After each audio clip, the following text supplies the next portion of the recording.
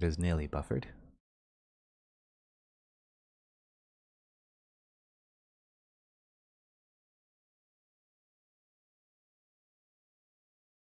Nearly there. So just give us a couple more seconds for Twitch to warm up. YouTube is now live. So hello everybody here who may be listening to this later or watching now. And hello everyone here in that Discord chat. We have a nice comfortable crowd of Andy, Default, Pleebs, Sam Krug, and Yush. And we have a last minute submission as well. So today is the Q&A&Critique number 49, which is the second to last one here in Erendow's Discord server before this migrates to the B4Artist community. But for today, we have an exciting and also a viral Geometry Nodes showcase of garden rocks paths with drawn by curves by Pleebs. He has been showcasing some of his work here, including procedural flower generation and a number of other techniques for drawing flowers. And we also have Sam Krug's art that we're going to take a look at later concerning a very exciting gigantic planet that we have here, a water world, which is very beautiful with rings, which we're going to take a closer look at, maybe do some constructive criticism. As far as we know, this is a work in progress. And after that, I'm going to also show you the album art release that came out with DG Unknown's album of the work that I've been doing in the Painterly project. It is now currently live on YouTube and also available online. And I will show you some breakdowns of the art of each piece. If you guys are ready and excited for that, let's begin. So Plebes, how are you today? I'm fine. Oh, good. How are you? Good. I'm actually really happy to see. I've noticed here on Twitter, let me just load it up, that this piece went viral. Correct? You made like a short little video about the actual drawing of the Blender logo that we have here that you drew using geometry nodes and made with stones. Is this correct? Yeah. Can you tell us about the experience? How was it? Yeah, pretty nuts. I mean, I was making plants for quite a while. Beautiful flowers, like the nature's beautiful thing. And then the people go nuts about stones. So that's what quite a surprise for me. Yes, I see it right here. Here's the post. 960 likes. Very nice. 88 tweets. Beautiful. As we can see from the video, basically you're drawing onto a mesh to bring out some stones. Yeah, so it's basically a fill curve to make a mesh, and then the faces get extruded to stones. How did you shader the stones to be each stone random? And it's the random per island. Right. In the shader. Which would not work in cycles, correct? Eevee, sorry. Yeah, it doesn't work in Eevee.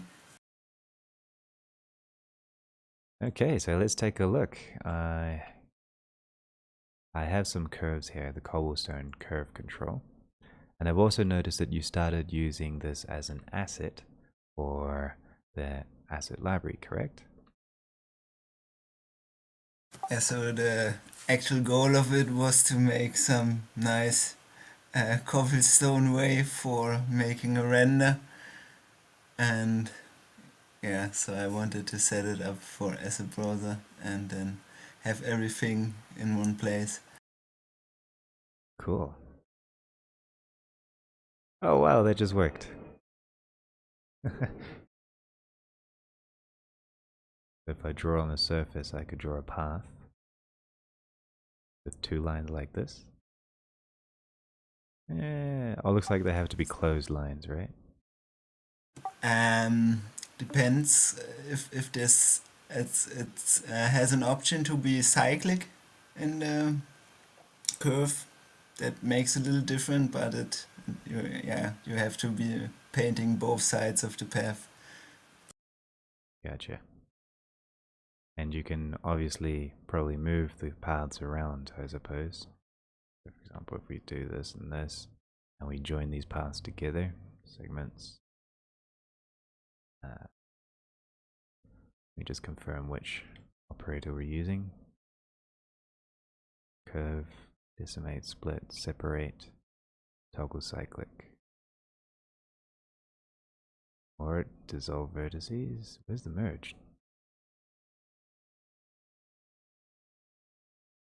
Can you merge points inside curves? Or you can make a segment.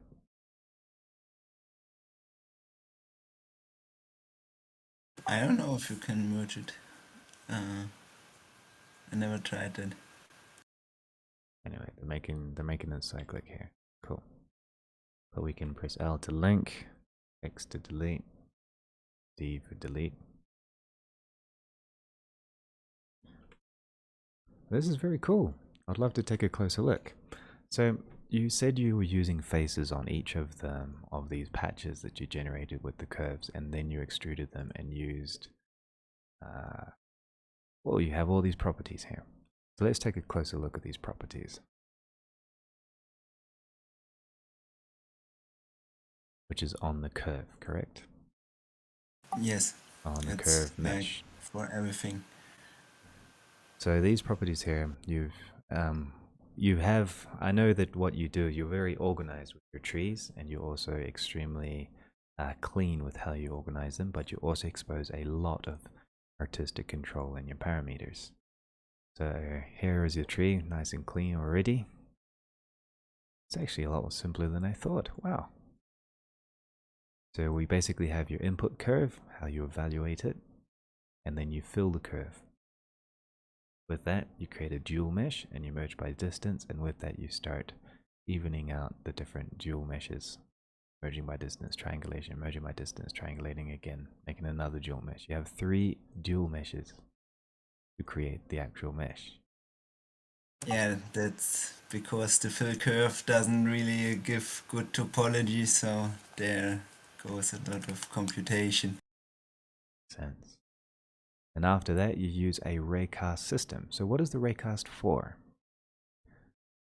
To make the, I mean, you can make the curve fit the surface with the straw tool, but it actually wouldn't look good if I don't raycast every face on the surface to make it like it looks that every stone fits the surface.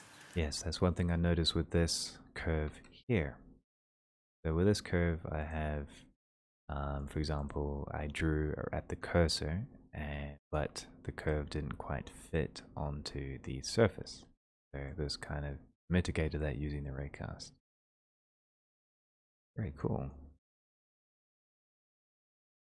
All right, that's very nice. So this makes it fit onto a surface. How do you define which surface? We have a target object, correct? Yes, that's the target object. Maybe I should make it a collection, or I don't know. It would run slower. You would have to merge the collection as a single mesh for it to raycast onto, I suppose. How's your performance right now? I think the biggest thing is the subdivide. Like the stones have 3 levels of subdivision, and if you would decrease that, it would be And way the better subdivision performing. is happening at the end or at the beginning? They are like Oh, right under here, your look at cursor. that. 474 milliseconds. Yeah, that's half a second right here. I see. So if we muted this, this will give us more performance. Woo, look at that. Much better. And now we change it. Almost immediate. Nice. So that's the bottleneck, is the subdivision. Okay.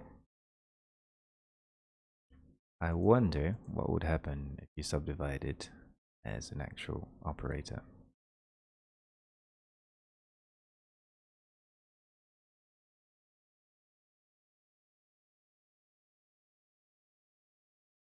No, still pretty slow. Alright, it was worth a try though. Okay, so the subdivision surface modifier or node is what's causing the issue. But after the subdivision, you also do a number of noise texture deformations from what I see, and then you assign the material. So this noise part is basically create the stones. Yeah, this stony shape. At first it um, goes on in the face level to make it look more unorganized, and then the same noise is used for the big noise detail, and then I have another one for the finer texture. All right. Because I don't want to use the detail, I think two noises is better performing. That's true. So you had now let's take a look at these controls. You have an erosion control that kind of adds or removes rocks as if they were going missing or eaten up by the ground. You have a merge distance, which shows the size of the rocks. You have a distance multiplier or multiplicator. In this case, multiplier mode. You have a triangulation or face area, which rounds the stones a little bit, I suppose. You have a final threshold of the face area. And after that, you've got a final distance multiplier again of the face area threshold, I suppose. Yeah, so that's more like kind of debug handles it only. I mean, maybe there's some artistic use for it, but it's more like looking for a good looking mesh. Gotcha. So these are your debuggers. Okay. After that, we can choose a normal with a ZMask normal. That's nice. We'll take a look at that later. Then we have subdivision levels. Drop it higher or lower to make it faster or slower. We got the stone gap scale. So this happens after the subdivision, I assume. So that means I'll have to unhide the answer of it for subdivision. This happens before the subdivision. There's just a probability for it. That's the one beneath it, and that's turned to 0 at the moment. Okay, scale probability. Whoa, there we go. Has this random scale concept. Gotcha. I see what it is now. Right, so you have a minimum height and maximum height, and you also have a seed system.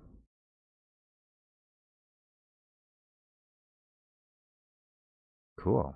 So after that, we go into the noise section. So in this noise, this is what controls the actual design of the rock, correct? Yes. Alright.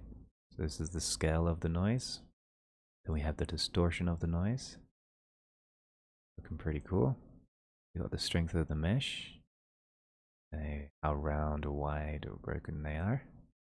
We've got the direction of the mesh, which is nice. And the strength. Hi, everybody. Stone level. I just thought I'd say hello. Hello, welcome. Thank you. So here we're just Really cool thing you got going on here, dude. Yeah, right. I'm really impressed.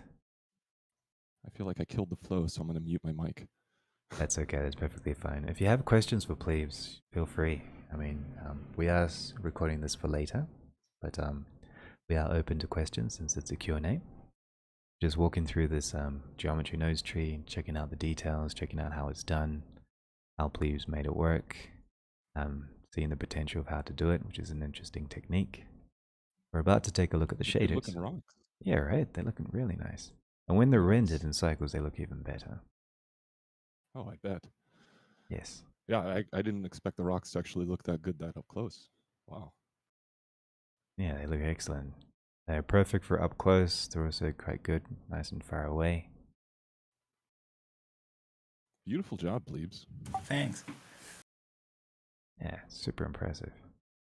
And a lot of parameters. We've got the noise scale, the noise distortion, the noise strength. We also have a Z position, which drops the rocks higher or lower. You can put them into the dirt or not. We also have the ray direction, so we can cast them onto walls if we want to. What does the Raycast multiplier do? I'm not sure. The Raycast wasn't working if I don't multiply it like with that vector. The ray direction multiplier vector. With So the head I position. guess if you would want to point it on a wall, you also would have to change that. But that's more like a debug handle, I guess. Another debug head. Okay, so let's take a quick look at the shaders. So we have stones with a normal Z. Well, it's a nice shader. Let's take a closer look. So the way you're using this, you have a random per island system, correct? Yes. If it works in cycles. Just trying to And find then the I do some masking for like the Z normal, and also I do this in the tree to make the noise like cobblestone. If you walk a lot of them, the upper surface is gonna be not that detailed or like walk down, so that was the aim of it. Okay. Looking nice though. So you got a little bit of moss as well, which is on the zeta depth, correct? Yeah. This is also generated with some ambient occlusion, or is this just based on the direction of the mask? That's the direction of the mask. Gotcha. And you're using a number of different noises as well. 1, 2, 3 different noises.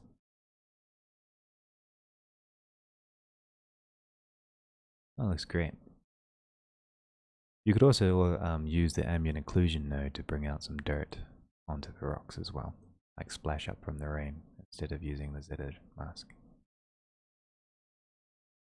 Just as an added minor detail. Would probably look good. Okay. Yeah, the random per island only works. Another alternative to random per island, if you want to make this work with Eevee, is that you can use a world space zeta noise to bring out the noise of the rocks to a certain frequency to kind of make it random by casting down the same value differences so that you can. What about the using random from the object info node? Does that not work in Eevee? It's not random objects, it's just faces. Oh, Yeah, you haven't. Are these not realized instances? No, it's just extruded faces. Yeah. Oh, okay. Well, that makes sense. Yeah, because basically what it's doing is you're creating a you're creating a mesh out of chamfered curves or filled faces of curves, which creates a concept of the rocks. This is where the rocks are coming from, which I thought was very clever actually. Because I was wondering, are you using instances, but how are all the faces so perfect? You know, how are they fitting together so perfectly? And the answer is these aren't instanced. No, this is just one mesh. All right, I'm gonna go kill myself. Holy shit, that's crazy, man. Yeah, so it gives a lot of power because you can draw whatever shape you want and it would fill in without overstepping each other in a nice way. So that's the power of this system. If we take a look at the random view, we can see there's just one object. So they're not Can you do that with instances? You like get them so that they don't intersect like that and just sort of position within a certain distance? Like, so they all have similar distances, even though all the instances would be different sizes? You could, but you won't be able to get shapes that fit. They would intersect based on the rotation. So for example, here on the edge, you have these small rocks. Here on the outside, you have these small rocks creating an edge, and then you have bigger rocks in the center. You wouldn't be able to do that very easily, fortunately. Okay. I have more questions specifically on that, but Sure, please. no, it would be a lot of questions. Yeah, It's about a project I'm trying to figure out. that has to do with instancing objects and having the scale of the object or something like that dictate the distance between on a mesh line where the next point sits. Like, so if it's a small object, it would be a smaller distance, and a bigger object would dictate a larger distance. But yeah, I haven't figured out how to do that with instances at all. I think you would need loops to do that. Recursive loops. But that hasn't come out yet. Ah. Fuck. We'd have to wait for 3.3, I think, or 3.4 before that comes out. As far as I know, 3.2 is slated. Good. I'm using 3.2 right here. Oh, here's another bonus. You also have saved this as assets inside the asset browser. Yeah. This is kind of exciting. As good as I can. Excellent. Does 3.1 have an asset browser? It does, but in order to use collections with the asset browser in 3.1, you're going to have to go to your experimental settings. Well, first go into your interface, turn on developer extras, go to experimental, then turn on the extended asset browser. Okay.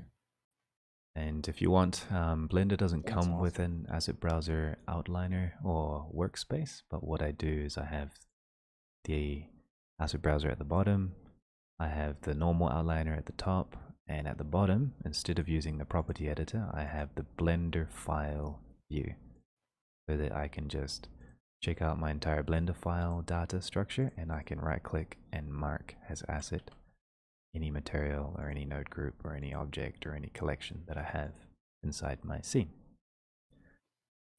And then you can save that as a custom workspace. It was always kind of awkward that it felt like Blender's never really had like a good asset library or something. Like you always had to build a folder and all that stuff, and it always just felt very like awkward. But that's really cool. Yeah, to add the asset as a library though, yes, what you mentioned is quite true. There's a problem. What we could do is, for example, I have this folder called Geometry Nodes folder, and I just copied the blend file to that folder. If I create a new scene, I don't see anything because I'm in the current file. But if I go to my user preferences of the asset library paths, which is underneath file paths, then scroll down and you see the asset libraries, you can add a folder. So what I'm going to do is I've already done this. I've already added the folder called Geometry Nodes. So I just copy and pasted the current blend file into that particular folder, so that in the list down below at the geometry nodes, it will automatically load all of the geometry nodes that I have listed in my as an asset. So now, in my scene, I can now drag and drop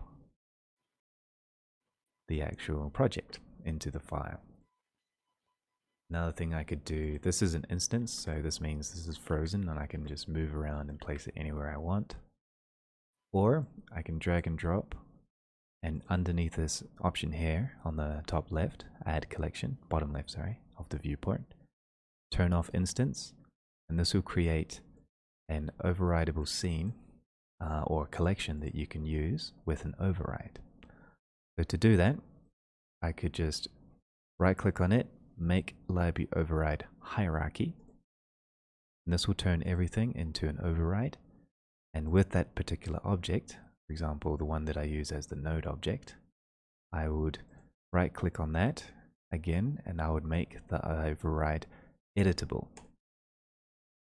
So when I make that editable, that means I can now override the different settings. So for example, if I create another floor, this plane here, and I create another curve, which I'm going to put over here. Here's the other curve. I'm going to select this rock object, and I'm going to choose the drawing curve as the Bezier curve that I just created, and use the target as the what's it called? The grid, the ground, the plane. Make it the plane. So now that I have recreated that concept, just make sure this is okay. Sculpt it around a little, make it smooth, and then use this, duplicate it. Is this what it's called? It's called Bezier Curve. I can make it cyclic or not. It cuts higher, and I can start overriding the different things. And it should technically work.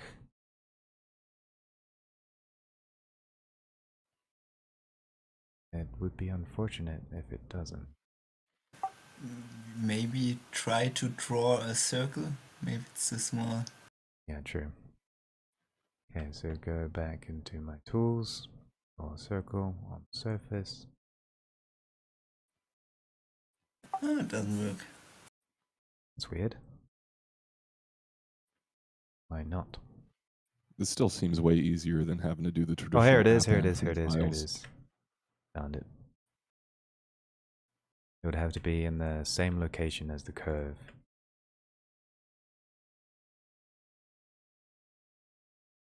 There it is, right there. So it is working, it's just I probably should zero everything into its actual location. I'll hide this. Hide the other ones. And change the Raycast target. It's on the plane target. Ah, okay. So that's odd. Maybe because I have not applied the scale. There we go. I need to apply the scale first. So now it works. So I can draw the patches of the different things onto any custom mesh. And the good thing here is that because this is an overridden linked data, I could re-download this file with any updates, and the materials, which we can see here inside the shader editor, is a linked data file, and the node tree is a linked node tree, which means, and the overrides are local, meaning any like updates to these rocks or any parameters that would show or hide, I could ultimately update, and this would be fixed in the source file. That's one way of doing it. You just gotta make sure you apply your scale to everything.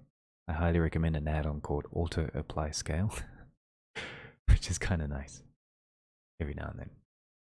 But that's one way of using it, is you can use a overridden scene collection, or you can do the other object, which is basically just draw the node object as a mesh data. But I'm not sure. In this case, I think it's already linked. Yeah, it's already linked. So because I already linked the scene collection, I can no longer use a mesh data. But if I was in a new scene, the draw node object, I can link that in.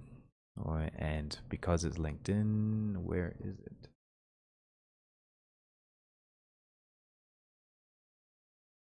Let's quickly look here. Actions, node groups, materials, mesh data, scenes, textures, objects. It doesn't work.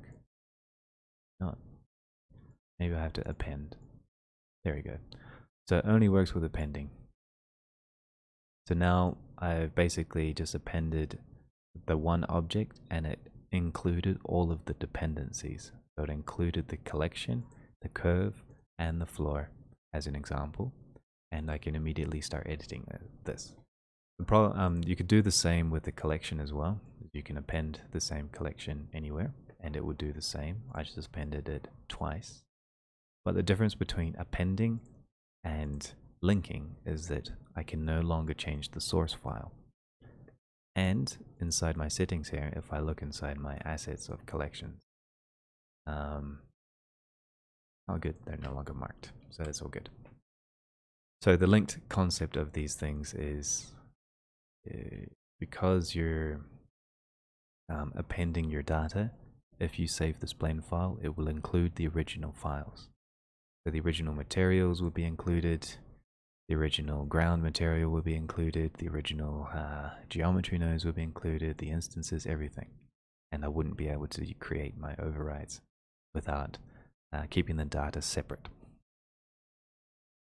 So there we go. Nice work, plebes. And also, I'm happy that you're using the asset browser to bring out your geometry nodes, which requires some steps to step up to override, but that's a Blender user experience issue. It's not yours. That's okay.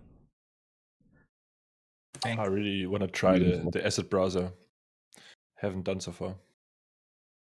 Oh, it's good. Worth it. So, if you would like to see a wider case of the asset browser, I can show you right now of how I use it in production. So let me, crashed. Oh, dude, show us that juicy production workflow. Which production workflow? Whatever you're going to show us. Right. You good, bro? Yeah, the file. I like good workflows. I like looking at that stuff. All right, I'll walk you through it. I also have a question in case you might want to try to answer, but it's very specific. So Sure. What is the question about? it's about drawing lines, basically. Okay. Dynamically drawing lines. And yeah, I mean, I'm already done with the scene I'm working on, basically, and I've solved it, but it was really tedious, and I just wonder if there's an easier way to do it. To draw lines. So, Are you yeah, drawing let me these lines? share my from- screen. Sure. Are you drawing these lines dynamically or by hand? Okay, it's pretty specific. I just share so you can take a look. Okay. Do you see it? It is loading. It has loaded. Okay, Very so pretty. Oh wow, that's nice. Gorgeous. Oh my god. this is a visualization of the solar system flying through Yes. space. So what you see behind it is like the absolute path, so to speak, even though there's no absolute path, obviously, but like in relation to the center of the solar Galaxy. system. Uh-huh.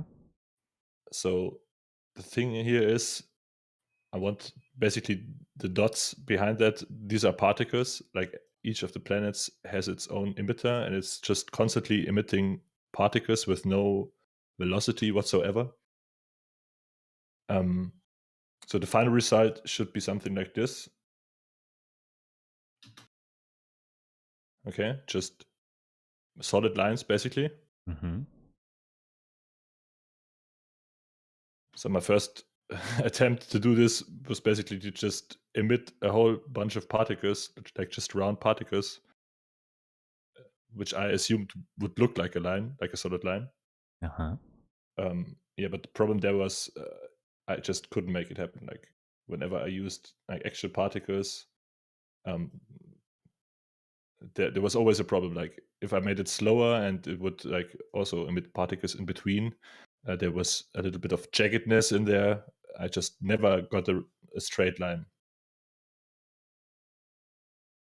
So you need to So the second way of doing it, like with your particle curves. How did you generate those curves?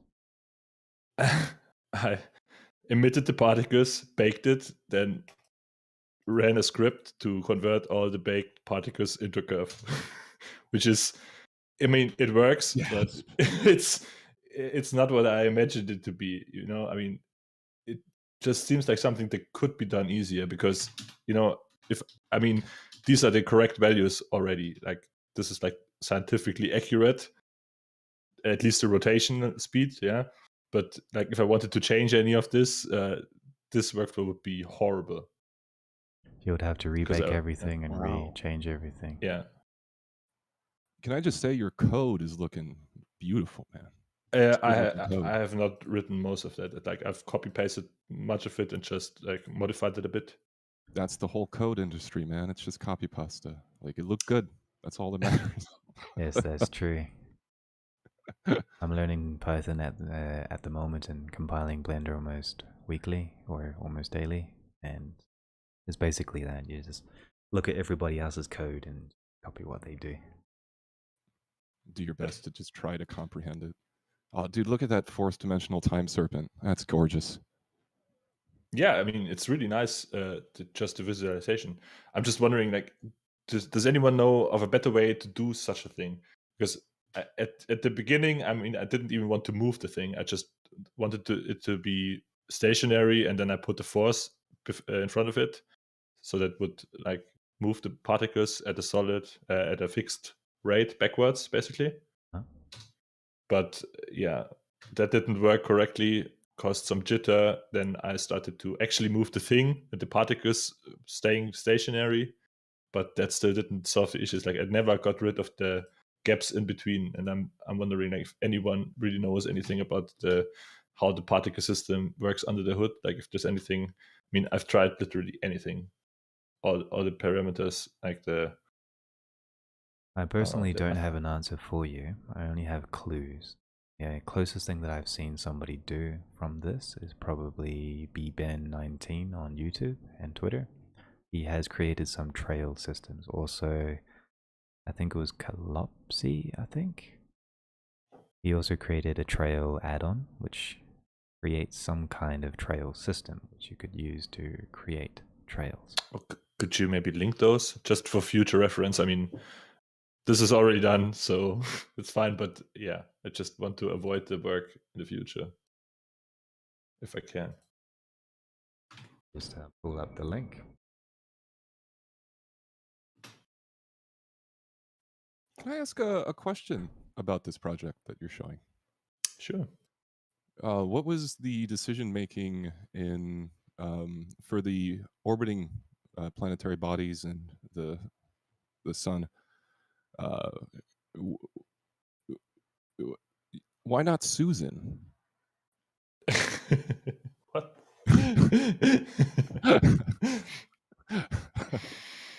It's beautiful. I'm kidding. I wouldn't change a thing. It's gorgeous. No, it's fine. It's going to have textures and stuff. So, I mean, this is what it's going to look like later. Or I mean, not exactly, but yeah, that's like a preview. Oh, I love the textures. Looking very nice there, yeah. Beautiful. Yeah, let's see how it ends up. But Stunning. it's like a stylized look, and obviously the planets aren't the right size, and the orbits aren't the right distance. It's just like the rotation is accurate, and this is about the rotation. So, Hey, thanks Regan for uploading the 2 links of Collapsy's add-ons. The one is called Magic Trails, and the other is called Magic Trails Lite. The Magic Trails is the paid version, the Lite one is the free one. But you can use one or the other to help start creating visual trails behind your geometry, which might do the job. thanks so much for linking these. I'll definitely check it out and see if that would have solved it. Yeah, Collapsy's got a very special mind. I love everything he does.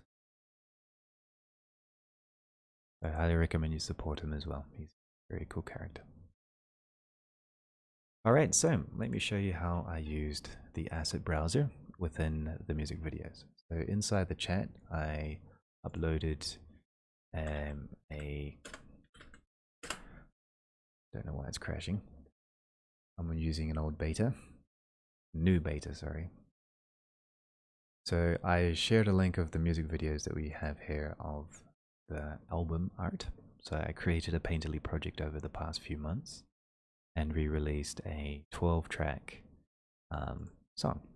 Some of the songs here. So some of these shots here where I used the asset browser heavily just to bring out the actual shot. So it was nice and quick. It took a couple of hours to make the scene. I mean, it took a lot more effort to create the assets. Here's another shot here where I can have crowd characters inside of a building and just quickly create everything that I needed. I also used the concept of linked data and information to bring out the actual world. Here's another world that I used or created quickly using the asset browser as well. But basically dragging and dropping in collection instances, same with the traffic, like the traffic system of this particular world was created with geometry nodes, and I used that to bring out the actual world. So with that, let's take a quick look at the file that we're going to take a look at, which is inside here. Scenes,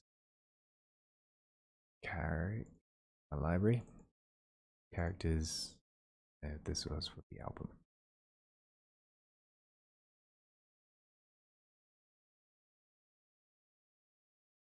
going to take a moment to load as it loads everything.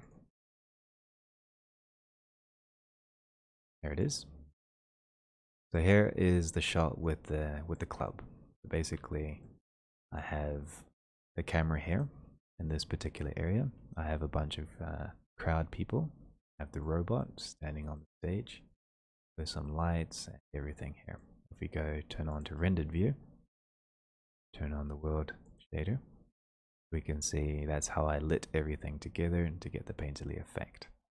So if we go into the asset browser mode and we take a look at my library, in the library you can use categories to organize your assets. You can have the entire library with your hundreds of different assets, which will load very quickly in the most recent 3.2 builds. Or you can separate everything into actual folders. So you create like a tag and then create a subtag with particular different, I guess you could say, organization of your assets. I also have the same with, for example, with my lights. I have a library of lights. Some of them are just neon lights. Then here in my props folder, Sweet. I have inside my props folder, I have a bunch of different props. And with that, I can go, for example, go to my traffic. Here are all my traffic, including the geometry nodes, which I label as GN. And I have things for the air, the drones, or on the ground, some traffic or ground traffic. Or I can like pick out some foliage stuff or some downtown stuff, which was the buildings that I needed. Or things from the city with some billboards or others. So there, with that, you can easily create a quick scene. So I highly recommend, if you're using like collections a lot, sometimes Blender doesn't capture the thumbnails very well. So if you're using, creating a new scene, you could use an add-on, for example. Let's go append this. So here's this file here. It's inside a collection. And let me just, it's an instance at the moment. Let me just make sure I add it as a normal scene. If we take a look at the scene here, here's the data, it has a light, has a couple of things here, and you notice that everything is not in the center of the world, so it's good to move it to the center of the world, because that would be the root of your instance, will always be at the center of the world. So this is where you would make your library asset, and then you can use this add-on to click on the collection, and you can asset snapshot the collection using the add-on. It's free, and this will mark the actual collection as a new asset in the unassigned folder, which I have a bunch of more stuff. But it will mark the asset. As you can see, it has the marked asset icon, and it will also create a screen capture. So this is why all these thumbnails have like a white background, because I wanted a white background to see what it's going, or a lighter background. But now if we search for that, it would be called billboard.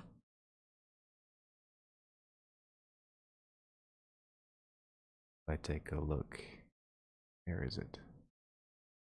City. Billboard 5. So here's a 5, it just took, it should save the asset somewhere, it doesn't. Oh yeah, in the current file. So if I go to the current file, it would be in the unassigned folder. So here it is. There's the thumbnail. If I don't like it, I just click the button again. It will generate another thumbnail, and this is the asset. So now from there, I can create my categories to however I want. For example, prop, and then I can drag and drop into that category, save the file, and save that in the actual asset library path. That's really handy, man. That's the basics of that particular thing. So here's the more intricate library of the last shot of the music videos, which is inside the actual Android Repair Workshop. Let's take a closer look.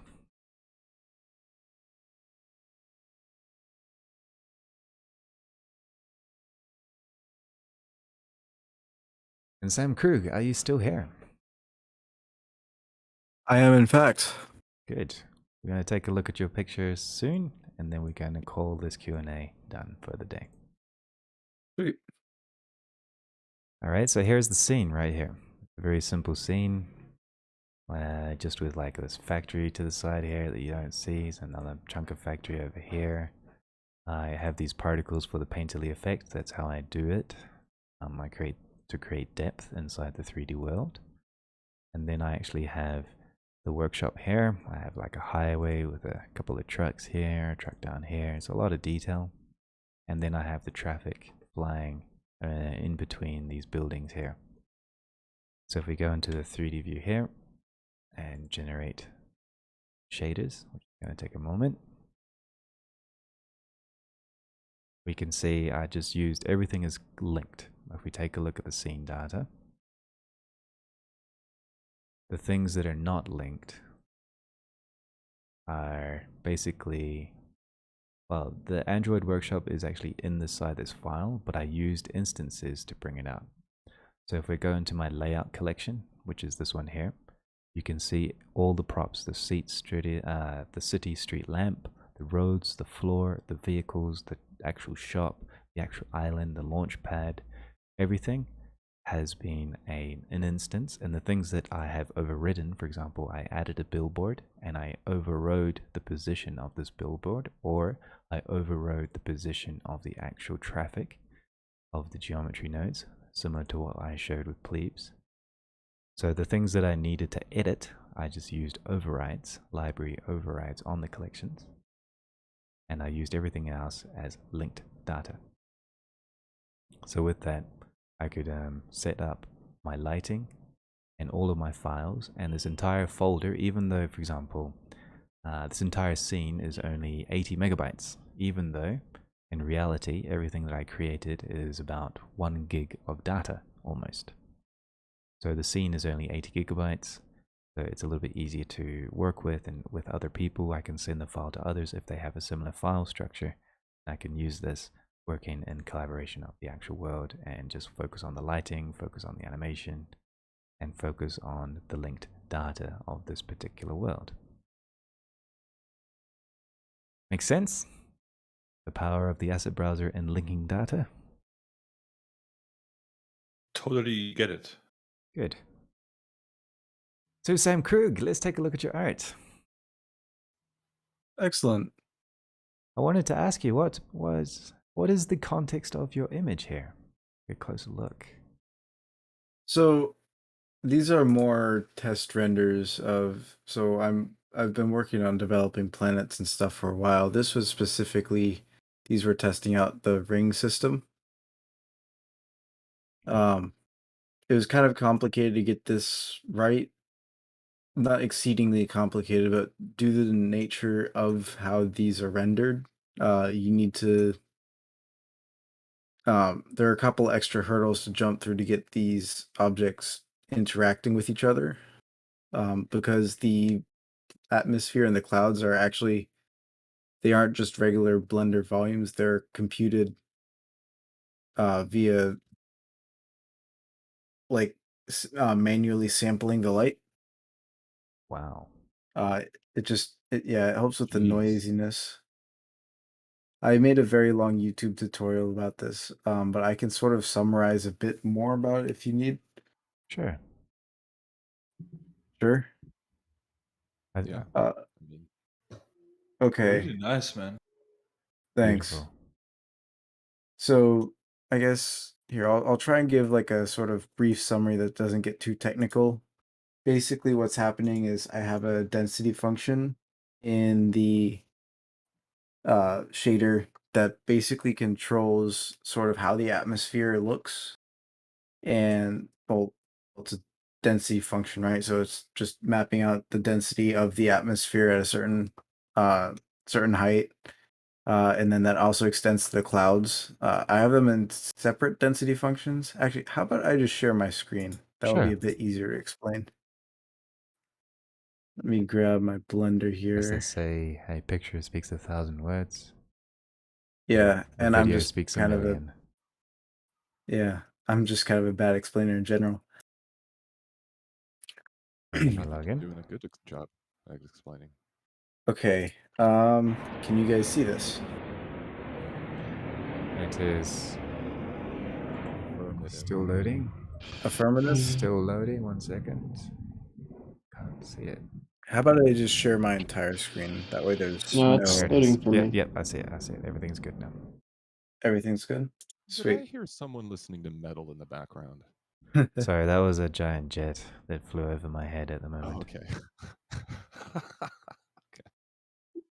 So here is the shader in its current development. Don't be fooled, it's actually quite significantly more complex. But basically what I have here is I have two separate sort of density functions. I just call them atmosphere composition and cloud composition. One is for the atmosphere. So you got this handy atmosphere layer with all these attributes and stuff that you can edit. And then also a cloud layer, which is a little bit messier at the moment, but similar sort of stuff. There's these cloud layers that you can stack on top of each other. Wait, so all of these clouds that I just saw were procedurally generated? No texture whatsoever? No, these are using some image textures.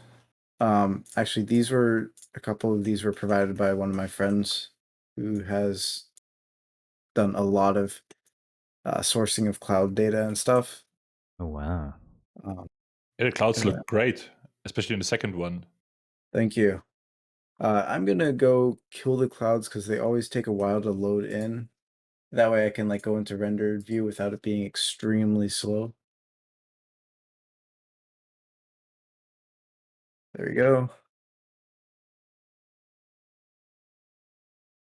So yeah, it's still a little bit slow, but Ooh.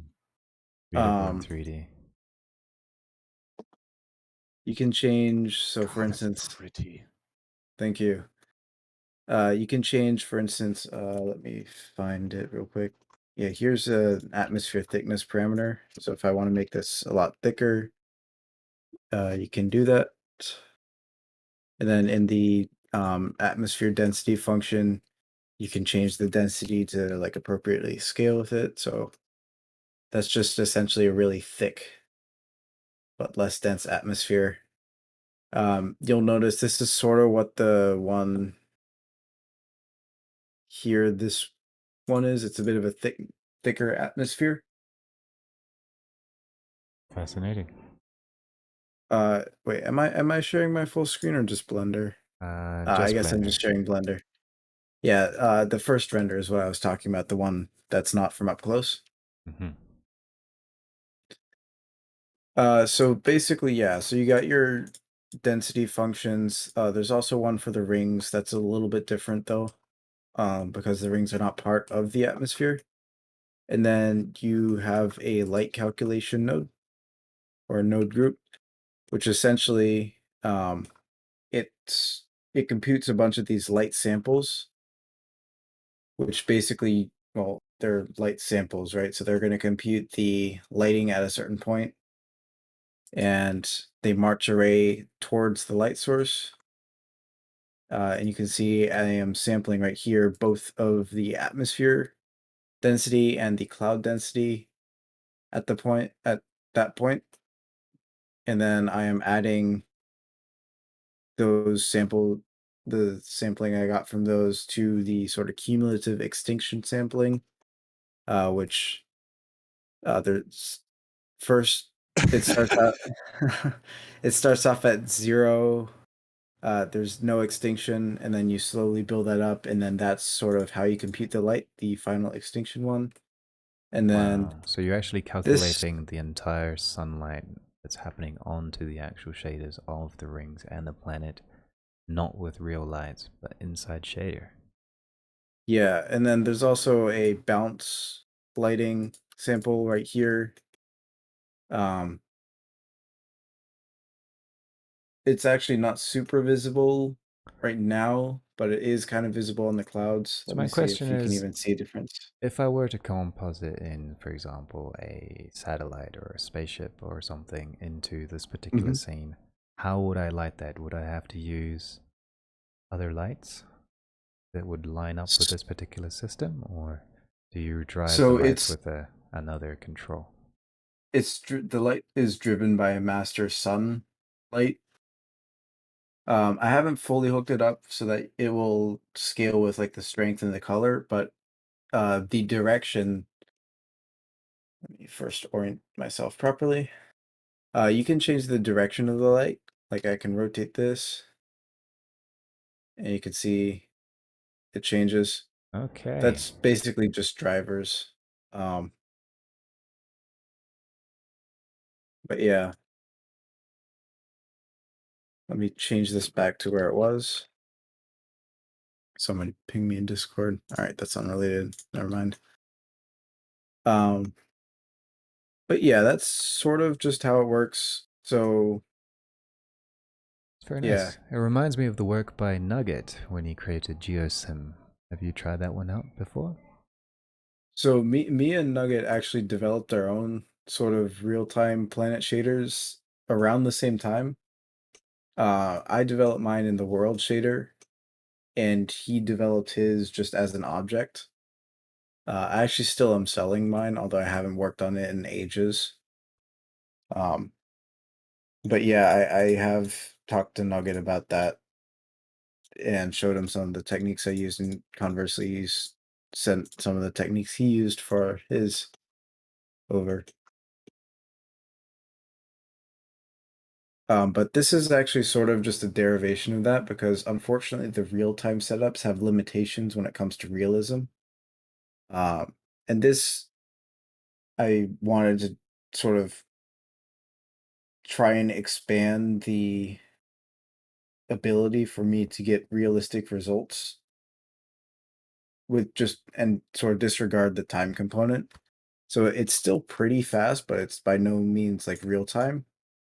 Like for instance, the renders you see, the renders I shared, bottom one took about 3 minutes. Top one, that's an 8K render, I think took about 15. I don't remember precisely. That's still pretty So decent still pretty for that amount fast, of time. just not as fast. That is still pretty decent for that amount of time. Yeah. And you can see like there's a ton of detail on the clouds, especially. These are actually very thin clouds. So being able to capture the detail on the clouds accurately is quite nice for sure. My inspiration came from some renders that one of my friends made through Terragen, so I've been using those as a reference. But yeah, I'm really sort of Very nice. just looking for any feedback you guys have on just how they look, any questions or stuff that you guys have, like why something looks a certain way, I guess. I think my only concern is basically the bounce light from the rings in the back of the planet. There's not a Yeah. lot. But it could be That the is angle of something. the sun. Yeah, that is something I still need to definitely work on. It is. I have not found a good way to do that, unfortunately. Like you can definitely find hacky ways to do that, but I have not really experimented with it too much. But yeah, definitely something to work on. So your rings, it looks like you did something like I know you explained it, I'm sure, but it's really over my head. But it definitely looks like you did more to get those computing than just plugging a few wave textures into each other and then having that disperse over a bunch of particles and then turning it into like a volume. Let's here. I can sort of go over the rings. So, fun fact. These rings, so by the way, they're the only shaders that I'm ever using here, even on the ground, are emission and volume absorption. So there's no glossy shaders, there's no diffuse. All the lighting is computed manually because that's just so much faster. So these rings, they're, if I open this up, sorry, it's kind of a mess, but I'm simulating this sort of, I'm not even really sure what it's called. But when you have rings that aren't super dense, here, let me actually just reset the rotation of this real quick because it's kind of weird. like a lot of the light is going to shine through. Right? Like you see that? Like this is the underside of the rings, this is the top. Right. Actually, So sorry, like kind other of way cool around. black hole vibes. Like a Yeah. translucency almost, like paper almost. Yep. And you can see you can change the density.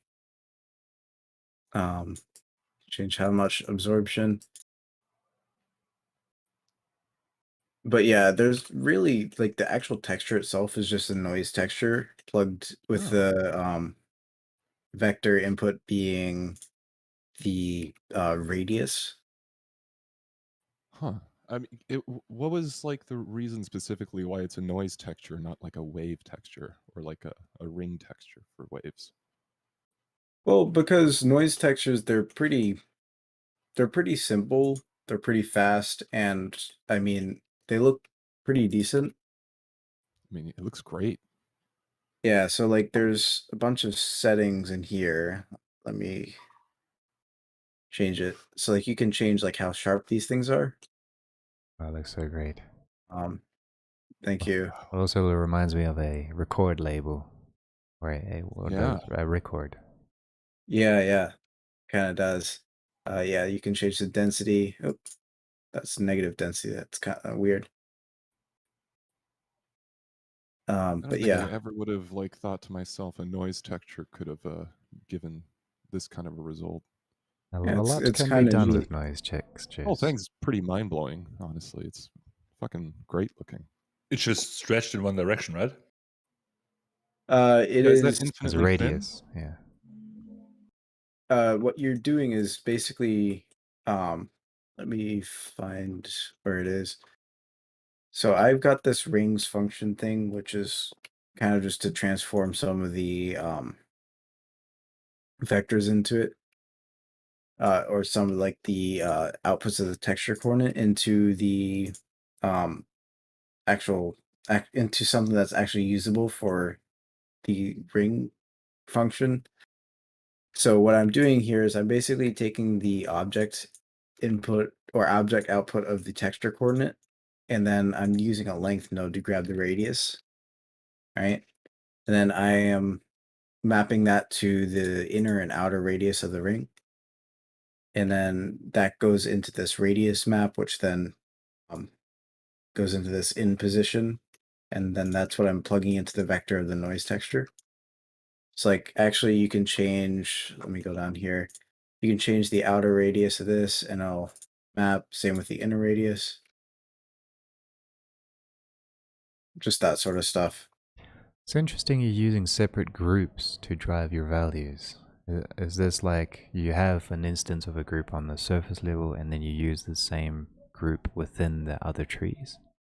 Yeah, so if I'm changing this value, right, It will it's going to change remain everywhere. consistent. Yeah, it's going to remain consistent across all groups. So like in this rings function, like you see these groups same. appearing again. So like, yeah, the sort of universal constants of this, they are